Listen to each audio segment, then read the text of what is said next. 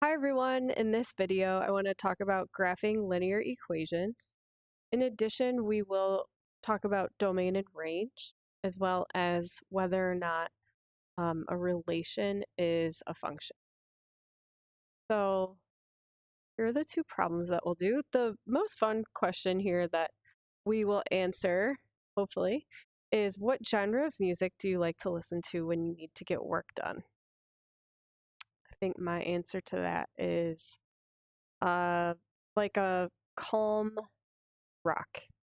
That would be my choice.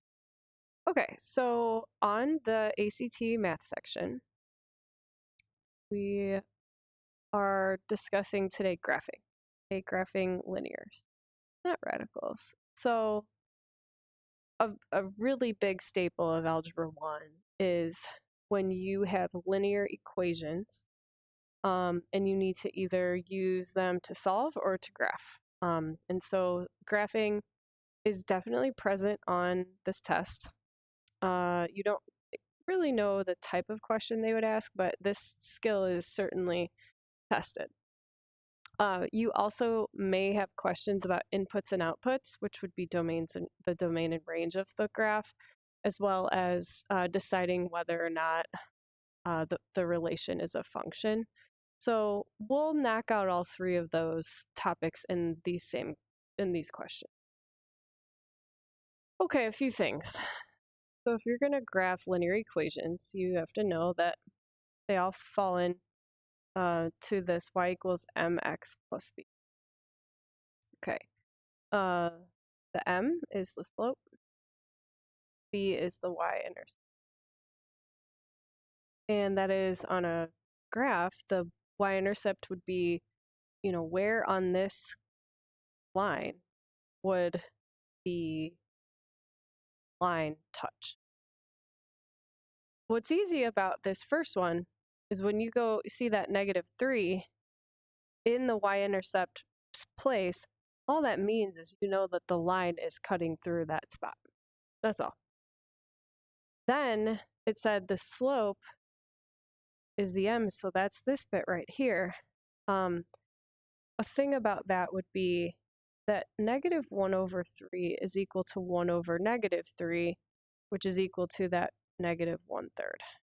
So the way that I like to graph this is I choose this first option and I say, all right, the rise, we have rise over run, m is equal to rise over run, which is basically the rise is how much you're going up and down, the run is left and right. So we are rising a negative, meaning like we're going down 1, and then we are running 3, 1, 2, 3. So the -3 is a starting point, and then you do the slope from there. Makes sense because we know it's going to touch at that -3, and it's going to have that much of a steepness, from there. So it's negative. All positive slopes go like this. All negative slopes go down as they decrease as you go left to right.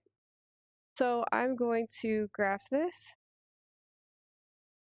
And that's it for the sketch the graph part. It is also asking for us to state the domain and range. Remember, domain is all x's, range is all y's. So all of the x's that this line that goes on forever would touch would actually be, and this is an interval notation, it would range from -infinity all the way to +infinity. That is interval notation. We could also write this as an equality notation where the x ranges from -infinity to +infinity using the less than symbols, meaning the x falls between those numbers.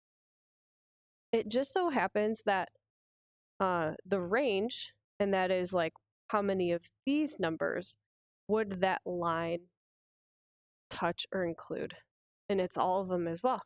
because that line is going to go on forever. It's going to go all the way down to negative infinity, all the way up to positive infinity. So we actually have the same answer for these. This time, though, less than y, less than infinity. Okay. Determine if it's a function. So whether or not it's a function, this is how you would tell. You have one output for y for each input for x. Meaning, like, if we wrote out a table of all the points that this line touched, would there ever be a situation in which you'd have a double x, or is everything lined up nicely where you have one y for each x? This is a function. Imagine all of our points here. We have 3, -4. We have 0, -3. And, so on going up this line. Every input has only one output. But in number 2, when we graph this one, we actually don't have that same case, and I'll show you why. So this is x equals -5. Notice this is a linear function, but it's not actually in this y equals format. It's basically because this m and the b, we don't really have numbers in those spots. It's mostly just saying that the x number is equal to a number. Or the x variable is equal to a number. Okay. So then I would say the special cases, we have a positive and negative slope. But we have a 0 slope when you have a straight line in a horizontal direction. And that's when it's y equals a number. And then you have an undefined slope when it is a vertical situation. That is going to be when it's x equals a number. And a lot of times people get that logic backwards. But if you think about it, it's like you're going up to, say, 3 here. Like all of these points have a y as 3. And let's say this one was -4. All of these points on this line would have an x at -4. So it's basically an infinite amount of points on that line at that spot. Okay, so for this problem now, number 2, we have y equals -5. It means I'm going on the -5, and it's just all the points that have an x at -5. So that's my line right there. Having a little bit of a hard time drawing it straight. Okay.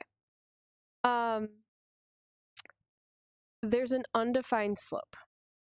Okay, so this is where it's just vertical. We can say that there is a domain and range. Domain is interesting. Isn't there only one x that's represented by this graph?